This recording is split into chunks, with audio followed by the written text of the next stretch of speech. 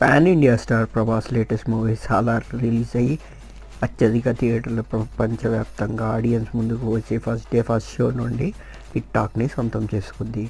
బాహుబలి 2 తర్వాత ప్రభాస్ నుండి ఇటువంటి గ్రాండియర్ సెన్సేషనల్ బ్లాక్ బస్టర్ కోసం ఎదురు చూసిన ప్రభాస్ ఫ్యాన్స్ ఆకలిని తీర్చాడు దర్శకుడు ప్రశాంత్ నీల్. ఈ మూవీలో శృతి హాసన్ హీరోయిన్గా నటించగా హంబోలో ఫిల్మ్ సంస్థ సాలార్ని గ్రాండ్గా నిర్మించింది. కాగా మ్యాటర్ ఏమిటంటే సాలార్ సూపర్ హిట్తో అందరి చూపు యంగ్ టైగర్ ఎన్టీఆర్ మూవీపై పడింది.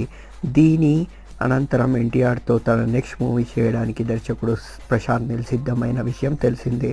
ప్రస్తుతం కొరటాల శివతో దేవర మూవీ చేస్తున్న ఎన్టీఆర్ దాని అనంతరం తన కెరియర్ 31 మూవీని ప్రశాంత్ నీల్ తెరకెక్కనించున్నారు. మైత్రి మూవీ మేకర్స్ గ్రాండ్ లెవెల్లో నిర్మించనున్న ఈ ప్రాజెక్ట్ వచ్చే ఏడాది సెట్స్ మీదికి వెళ్ళనుంది. కాగా ఈ క్రేజీ ప్రాజెక్ట్ గురించి మరిన్ని